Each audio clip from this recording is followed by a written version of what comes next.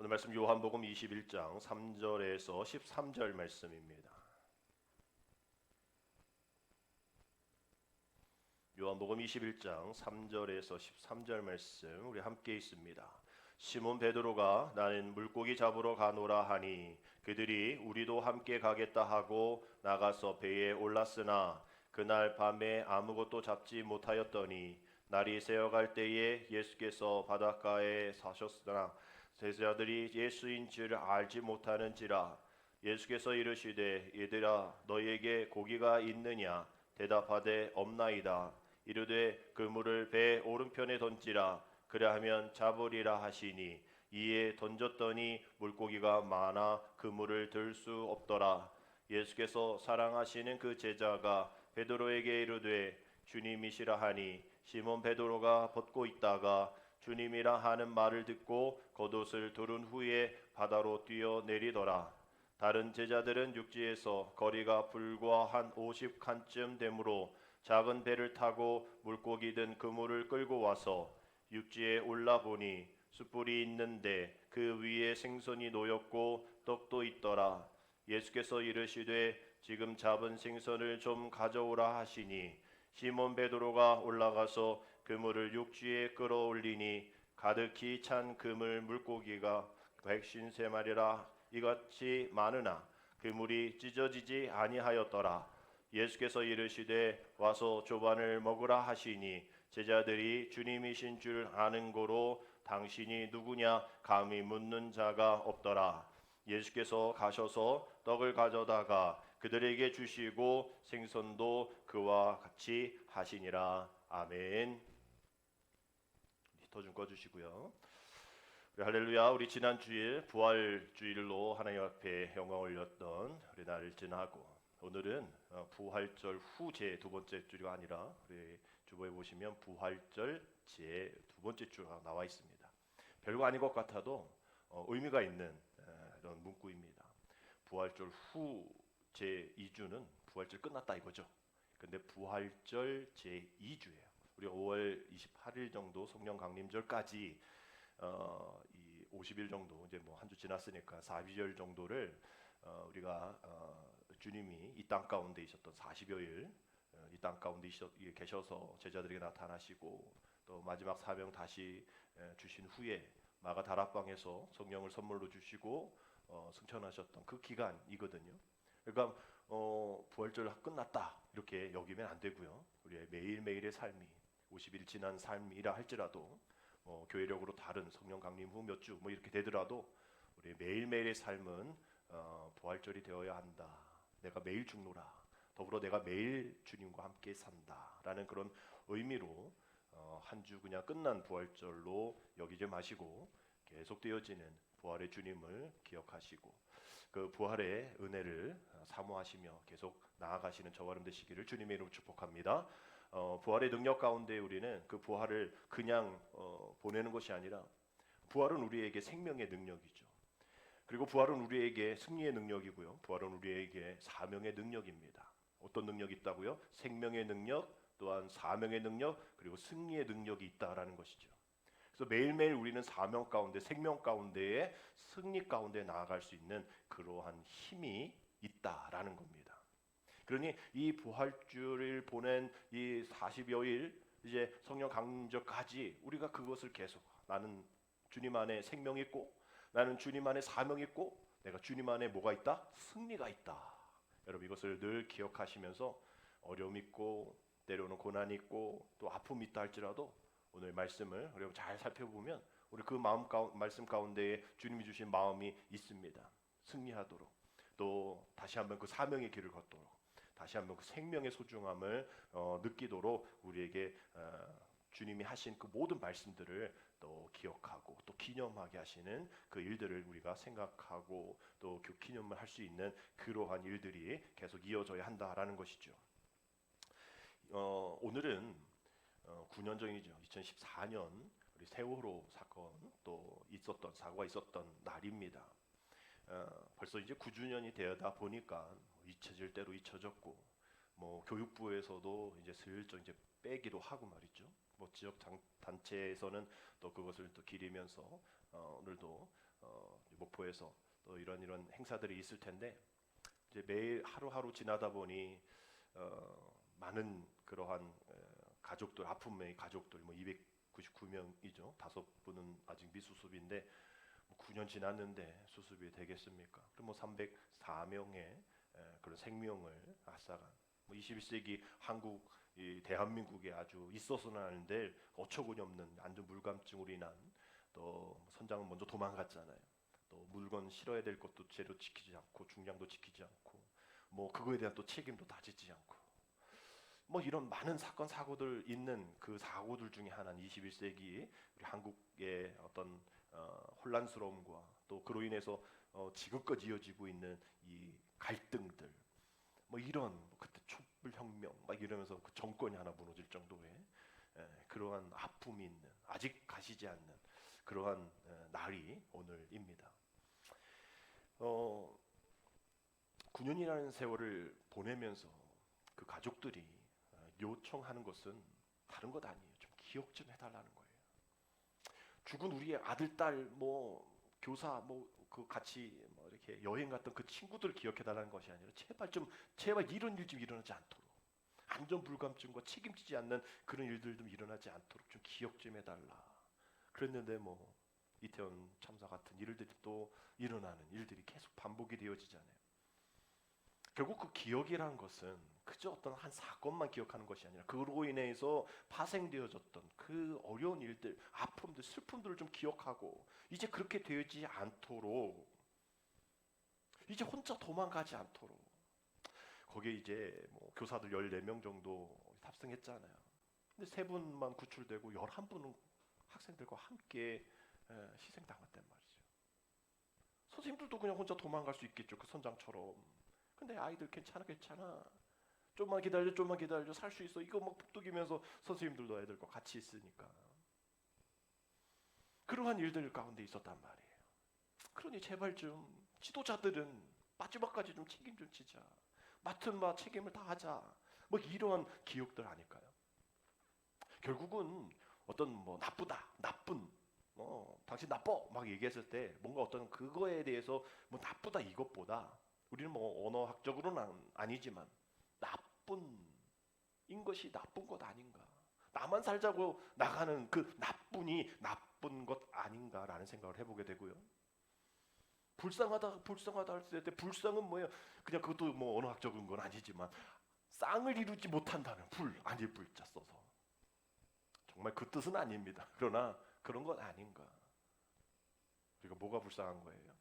함께 있어야 되는데 함께 있지 않고 나뿐인 것이 불쌍한 것이고 나쁜 것 아닌가? 그것이 젊은 세대가 어른들을 얘기하는 나쁘다 얘기하는 것이고요.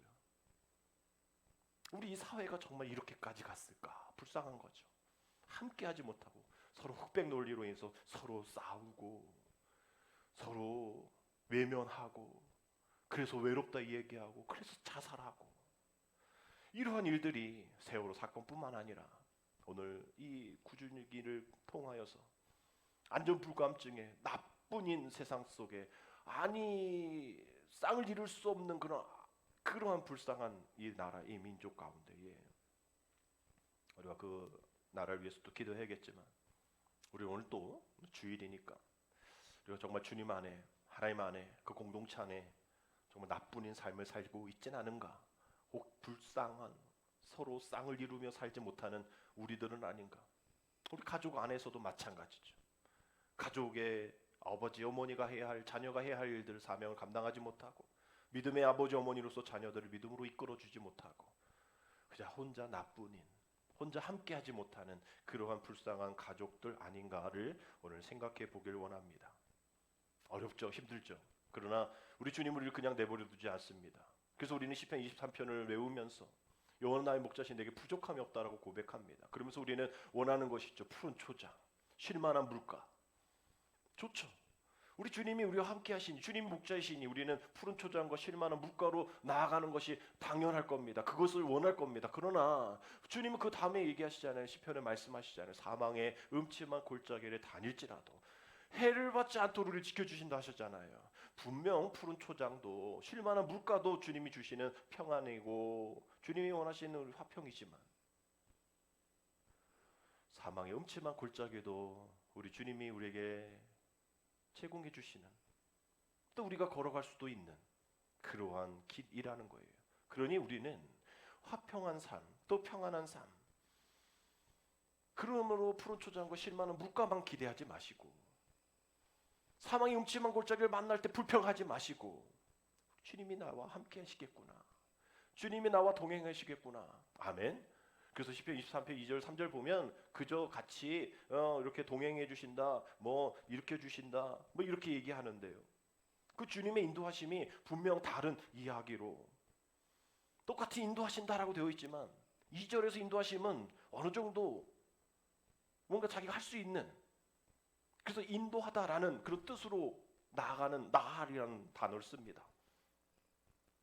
시편 우리나라 말로는 그냥 인도하시다 똑같지만 히브리어 말로로 보면 나할이에요. 인도하시는 거예요. 그저 안내해 주시는 겁니다. 야, 저기로 가. 너 혼자 갈 수 있지? 그래 잘했어. 글로 가는 거 맞아. 그러나 3절에 있는 인도하다는 나하라고 그 단어를 쓰고 있습니다. 나하는 너 이렇게 가 저렇게 가 할 수가 없는, 맹수의 공격에 놀라서 또 혹은 뭐 다리가 물려서 쩔뚝거리는 그런 애들한테는 그냥 너 알아서 가가 안 되는 거예요. 그러니 나하라는 단어를 씁니다. 이것은 운반하다라는 거예요. 옮기다라는 겁니다. 혼자 못 가니까 주님이 틀어서 옮기시는 거예요. 우리 주님은 그냥 이렇게 갈 수 있는 사람들에게 칭찬하시면서 그래 잘 가고 있어, 그래 거기 가는 거 맞아 라고 인도해 주시고 안내도 해 주시지만 거기서 끝나는 것이 아니라 불안해하고 힘들어하고 연약한 이들에게 나하, 그죠, 못 가니까 붙잡아 주셔서 들고서 옮겨 주신다는 거예요. 그 상황 그대로지만 왜 우리가 힘들고 어렵습니까? 그 나하의 하나님을 만나지 못하고 그 하나님을 바라보지 못하기 때문에 그저 거기에 있는 거예요. 우리 주님은 상황 변하지 않지만 그 상황을 옮겨주십니다. 들어서셔서 새로운 곳으로 옮겨주세요. 새로운 마음으로 새롭게 보는 시각으로 옮겨주십니다. 그러나 그 환경은 똑같아요. 누구에게는 나할이지만 누구에게는 나하의 마음으로 또 그렇게 이끌어 주신다라는 사실. 결국은 우리에게 약점이 있어요, 흠이 있어요, 어려워요, 괴로워요, 실망하고 좌절할 필요가 없다라는 겁니다. 그래서 오늘 제목과 같이 우리에게 약점은 하나님이 주시는 약이고 우리에게 흠은 하나님이 주시는 힘이다라는 거예요. 제가 생각했으면 얼마나 좋을까요? 제가 생각한 게 아니고 어떤 목사님이 컬럼 쓰셨는데 너무나 은혜로운 말. 약점은 우리에게 약이 되고, 우리 따라합시다. 약점은 우리에게 약이 되고, 약점은 우리에게 약이 되고, 흠은 우리에게 힘이 된다. 흠은 우리에게 힘이 된다. 너무나 은혜로운 말씀 아니에요. 저는 그래서 이런 제목들은 성경에 있는 말씀을 꼭 쓰고요. 또 어떤 분이 쓰신 책 제목도 쓰기도 하고요. 설교 제목 하는 게 제일 어렵거든요. 제일 마지막에 쓰거든요. 근데 너무나 은혜로운 그런 컬럼이었어요. 그렇지. 약점이 끝까지 약점이 되지 않고 약이 되어지지. 우리에게 있는 흠, 계속 흠이 아니라 어쩌면 그 흠이 우리에게 힘이 되지. 여러분, 오늘 우리가 살아가는 이유, 염려 가운데 살아가는 이유, 결국은 이러한 도움을 주시는 하나님이 계시기 때문이죠. 우리 부활의 주님을 만난 제자들도 저는 수요일에도 말씀드린 것처럼 20장에는 그렇게 은혜롭게 하나님이 직접 하도 이렇게 안 믿으니까 만나 주시는데 제자들의 한계는 거기까지다라는 거죠. 믿음만 있는 거예요. 그래, 주님이 부활하신 걸 내가 믿어요. 거기까지인 거예요.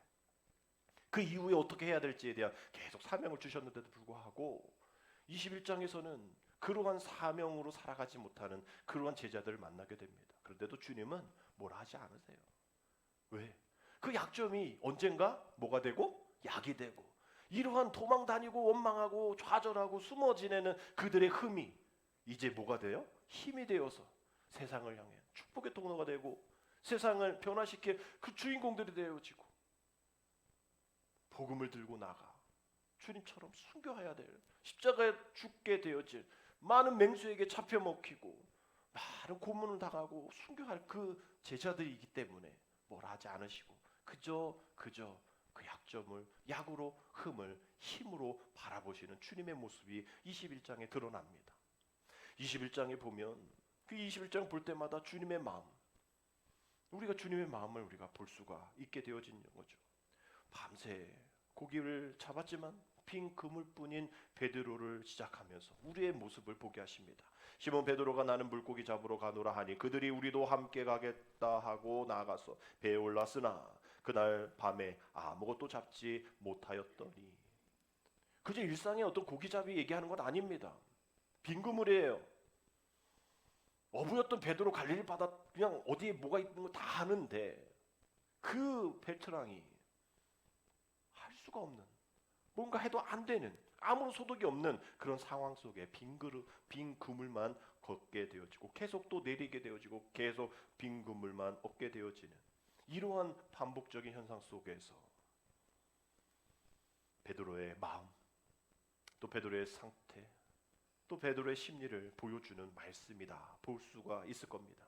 앞으로 나는 어떻게 살아야지?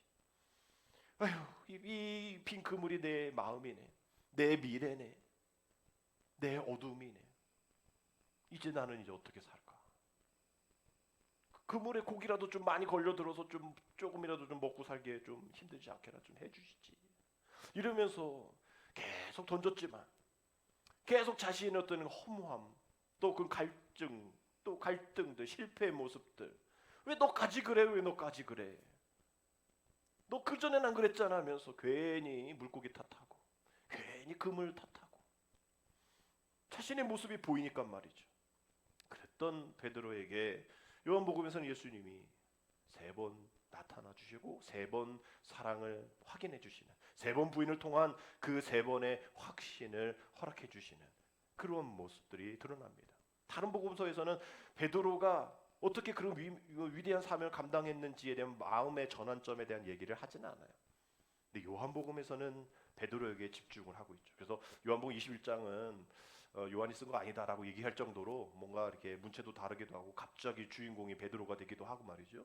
그래서 이제 그렇게 아니다, 뭐 진짜 요한이 쓴 거 아니다라고 얘기할지 모르겠지만, 그래도 요한이 썼다면 그거 얘기하고 싶었던 것 같아요.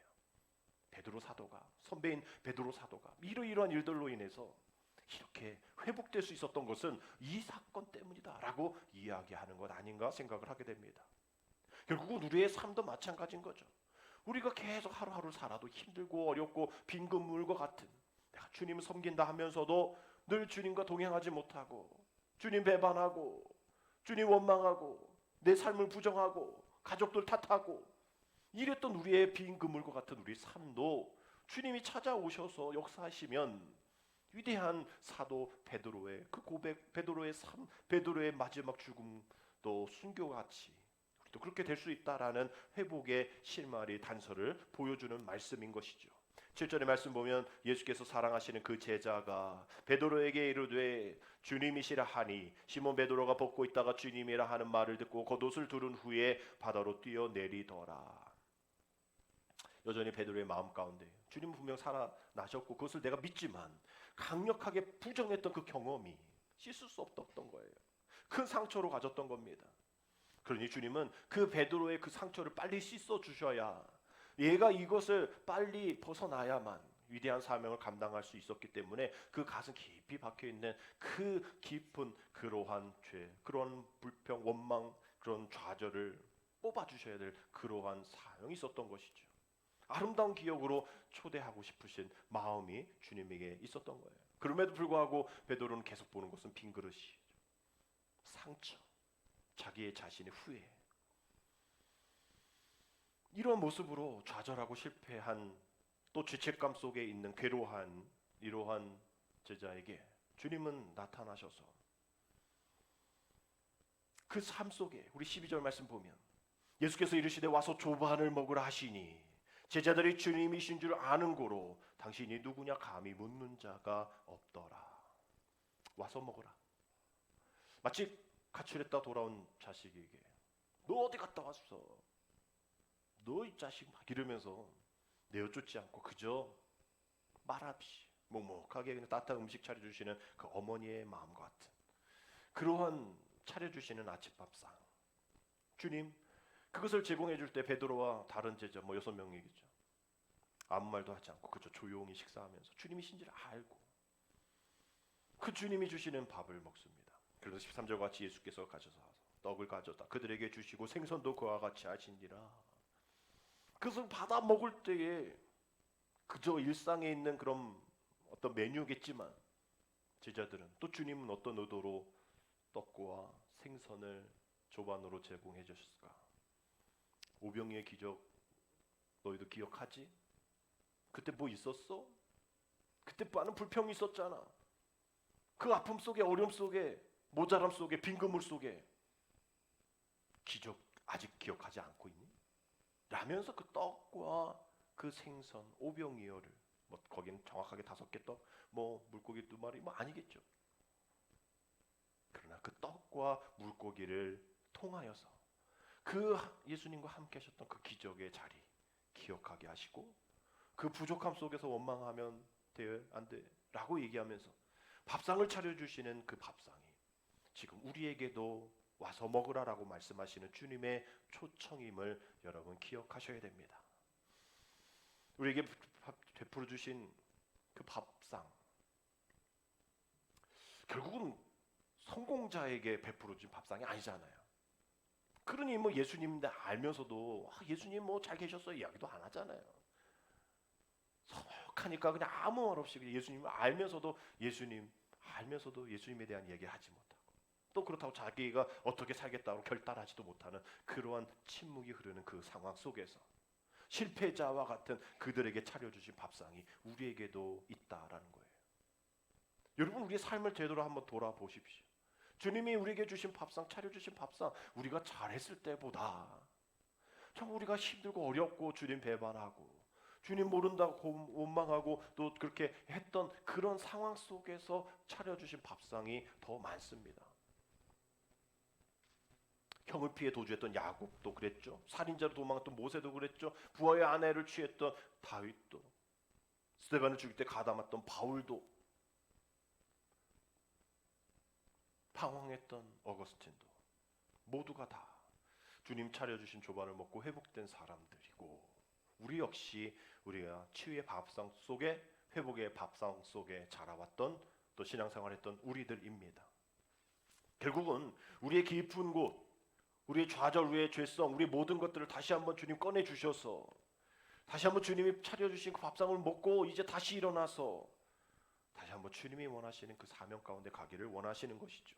중요한 사건은 15절에 나오는 말씀인데 그들이 조반 먹은 후에 예수께서 시몬 베드로에게 이르시되 요한의 아들 시몬아 네가 이 사람들보다 나를 더 사랑하느냐 하시니 이르되 주님 그러하나이다. 내가 주님을 사랑한 줄을 주께서 아시나이다. 이르시되 함께 있습니다. 내 어린 양을 먹이라 하시고 세 번의 부인 속에서 죄책감 있는 그 베드로에게 세 번의 사랑 고백을 통하여서 이제 회복되었다. 이제 그 상처를 품을 수 있다. 이제 치유되었다라고 말씀해 주시는 사랑의 고백을 허락해 주십니다. 세 번의 고백을 되풀이할 때마다 하시는 말씀은 다른 것 아니죠. 그래 너 좀 속 시원해? 이게 아니에요. 사명을 주십니다. 주님은 계속 사명이에요. 왜? 그 사명으로 제자가 되었기 때문이에요. 만약에 뭐 돈 벌려고 했으면 돈 이렇게 벌어, 이렇게 벌어, 내가 알려준 대로 벌어, 오른쪽에서 내 금을 내려, 뭐 이러면서 주님은 그 사람에게 맞는 그 사명을 허락하여 주신 겁니다. 해야 할 사명이 있기 때문이었겠죠. 분명 다른 사람에겐 다른 것을 말씀해 주셨을 거예요. 그러나 주님의 양을 먹이라. 주님이 계속 부활하시고 나타나셔 제자들에게 하신 말씀도 계속 선포가 파송이잖아요. 복음을 들고 나가라는 얘기 아닙니까? 이제 수고했어. 이제 좀 쉬어가 아니라 죽음을 각오하고 나가 선포해 부활의 증인이 되라고 이야기하시는 거잖아요. 그래서 18절 말씀처럼 내가 진실로 내게 이르노니 네가 젊어서는 스스로 띠띠고 원하는 곳으로 다녔거니와 늙어서는 내 발을 벌리리니 남이 내게 띠띠우고 원하지 아니하는 곳으로 데려가리라. 내 팔을 벌리리니 너희들도 십자가를 지고 갈 거야. 죽음의 예언, 십자가의 죽음의 예언을 순교의 죽음의 예언을 하고 있는 말씀인 것이죠. 우리 주님은 이렇게 마지막까지 사명을 통하여서 내가 너와 함께한다. 나하 너가 갈 수 있으면 내가 안내 주겠고 너가 갈 수 없으면 내가 너를 옮겨 줄게. 우리 이런 사이 아니야? 라고 말씀하시는 그 주님의 음성을 요한복음을 통해서 우리가 듣게 됩니다. 여러분, 막역지우라는 그러한 표현이 있죠. 너하고 나 사이는 막역지우 같아. 여러분, 막역지우가 어떤 뜻입니까? 이 막자가 막을 수 없을 막자죠. 그래서 우리가 막상막하, 이런 막무가내, 막강하다 할 때 그 막자를 쓰는 거고요. 역은 거스를 역자입니다. 거스를 게 없다라는 거죠. 거스를 것 없는 사이라는 거예요. 남들이 봤을 때 왜 저래? 라고 얘기하지만 그들 사이에서는 괜찮아. 이래도 괜찮아. 내가 저 사람에게 거슬리는 게 없기 때문에 내가 이렇게 하는 게 또 저 사람이 내게 하는 게 내게는 거슬리지 않아. 다른 사람이 얘기하는 게 들리지도 않아. 이게 막역지우인 거예요. 다른 하나의 관계가 있는데 수어지교라는 이러한 관계입니다. 물과 물고기라는 관계이죠. 이게 처음에 이게 유래가 된 게 유비가 결의 형제를 맺은 관우 장비에게 이런 관계가 있는데 갑자기 중간에 이 제갈량이 들어오잖아요. 그러니까 이 관우하고 장비가 왜 이 제갈량만 좋아하냐고 말이죠. 막 이렇게 얘기하니까 유비가 우리의 관계는 수어지교야. 물고기와 물의 관계야. 얘 없으면 죽어나. 그런 관계니까 불평하지 마. 너희들도 역시 마찬가지야. 우리는 수어지교야. 너 아니면 나 아니면 죽어. 불상, 서로 쌍이 안 되는 그런 일들이 일어나면 안 돼. 수어지교가 그거잖아요. 우리 하나님과의 관계도 이래야 되지 않을까요? 하나님과의 거스름 없는 관계. 하나님 뗄 수 없는 관계. 아니 세상에서도 사람 친구 관계를 이렇게 얘기하는데 우리 하나님의 관계는 이 정도보다 더 나아져야 되지 않을까요? 우리 오늘 찬양했던 내가 사랑하는 예수, 나를 사랑하는 친구 같은 예수, 내가 사망의 음침한 골짜기 어려움 갈 때라도 함께 해주신 그 예수, 우리 오늘 함께 찬양된 거 찬양했잖아요. 수어지교와 막역지우, 세상에서의 관계, 그걸로 인하면 다 됐다 얘기하잖아. 너 나는 이 관계면 돼. 이 관계면 돼 라고 얘기하는데 우리 주님은 우리에게 무엇만 하고 우리는 주님과 어떤 관계가 있을까요? 주님 앞에 부자가 되고 주님 앞에 유명해지고 주님 앞에 뭔가 이렇게 내가 뭔가 될 때 그럴 때 이런 관계가 형성이 되나요? 이런 친구 관계도 역시 마찬가지입니까? 그거 오래 못 가요. 어떤 유명한 학원 강사가 학생들에게 좀 쉬는 시간에 이런 얘기 하더라고요. 너희들 공부 왜 해? 의사 되려고 변호사 되려고. 좋지. 근데 힘들지. 어렵지. 경쟁률 세지. 그래. 의사가 되어지고 변호사 되어지는 과정 너무나 힘든 거 알아. 근데 의사가 되었다고 해서 그게 모든 게 끝이 아니다. 너 의사 실력 없으면 팽당하는 거 알지? 너 변호 제대로 못하면 다른 변호사로 대체해. 너희들이 공부하는 이유는 내가 뭐가 돼서 할 때에 대체되는 사람이 되어지는 것이 아니라 너 아니면 안 돼라고 얘기하는 대체 불가능한 사람이 될 수 있도록 한번 공부해봐. 그런 목적을 가지고 한번 시도해봐. 변호사 이런 의사 아니어도 괜찮아. 대체할 수 없는 그런 사람이 될 수 있도록 한번 힘써봐. 이러면서 다시 공부 시작하더라고요. 여러분 우리가 주님 앞에 주님이 생각하시기에 또 우리가 생각하기에 저분은 대체할 사람이 없어. 우리 교회 저분 아니면 안 돼. 여러분 이런 정도까지 우리가 가야 되지 않을까요?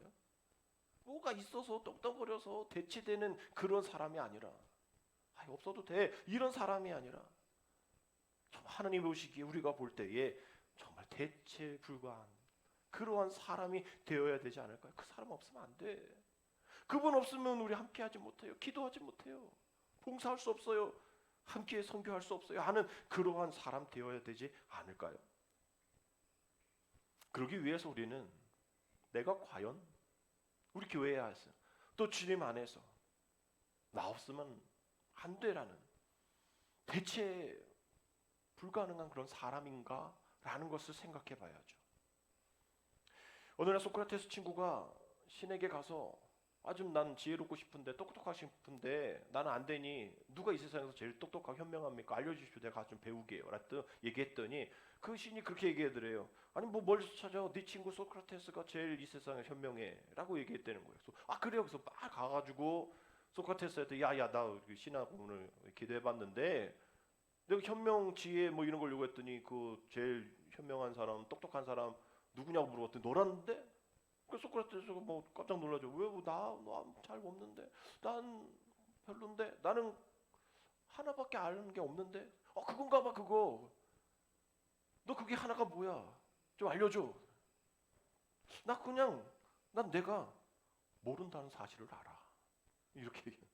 난 내가 뭘 모르는지는 알아. 여러분 이게 쉬운 것 같지만요. 내가 뭘 모른다라는 것을 알려면 내가 뭐를 알고 있는지 뭐를 모르고 있는지를 알아야 하는 거예요.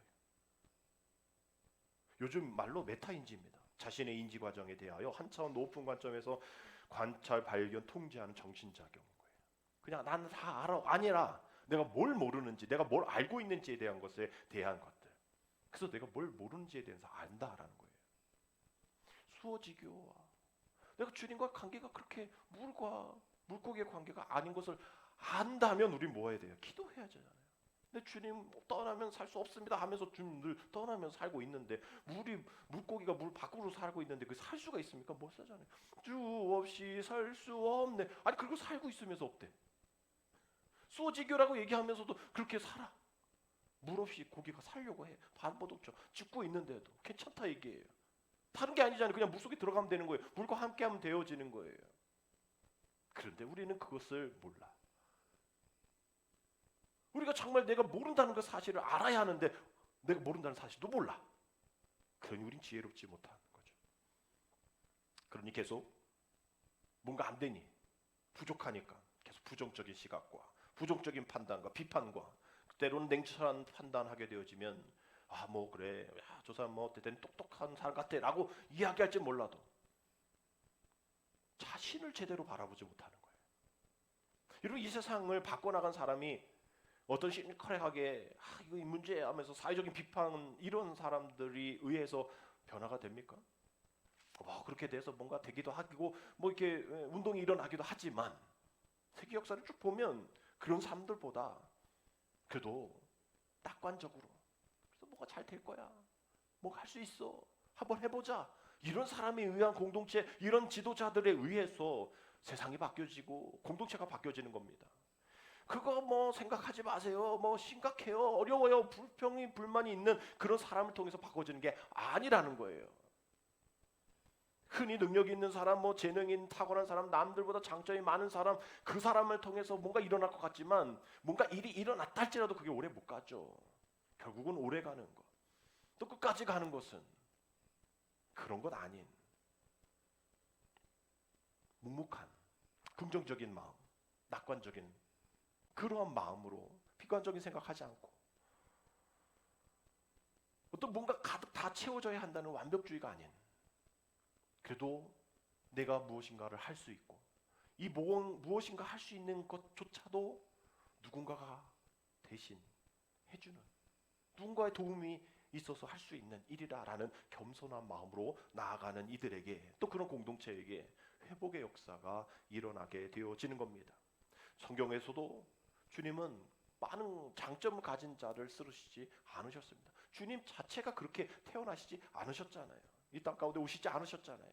결국은 그러한 약점, 그러한 말구의 냄새나고 부족하고 아무도 찾지 않는 그런 허술한 그런 탄생 속에서 주님 태어나시고 아무도 인정하지 않는 그러한 예루살렘 입성 가운데에 나귀 타고 오시면서 십자가에 유대인의 왕이라 쓰임 받았지만 십자가에 못 박혀 돌아가신 그런 일들을 보면서 우리에게 말씀하시는 것은 우리의 세상의 사람 눈에 볼 때는 약점이 많고 뭐 평범하고 뭐 잘난 건 없는 그러한 사람이지만 결국 성경의 많은 믿음의 주인공들은 그런 사람을 통해서 하나님만을 의지하는 그래서 더 하나님만 의지할 수 있는 환경 속에 있는 이들을 사용하셨다라는 것을 우리는 기억해야 합니다.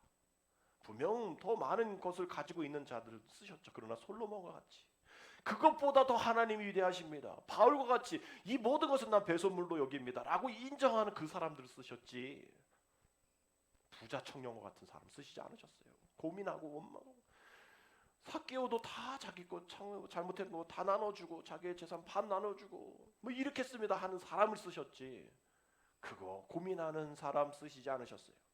고민하는 순간 주님과 멀어지고 나뿐인 삶, 쌍을 이루지 못하는 불쌍한 삶을 살게 되어지는 것입니다. 우리의 약함 때문에 우리는 더 하나님 앞에 쓰임 받을 수 있고요.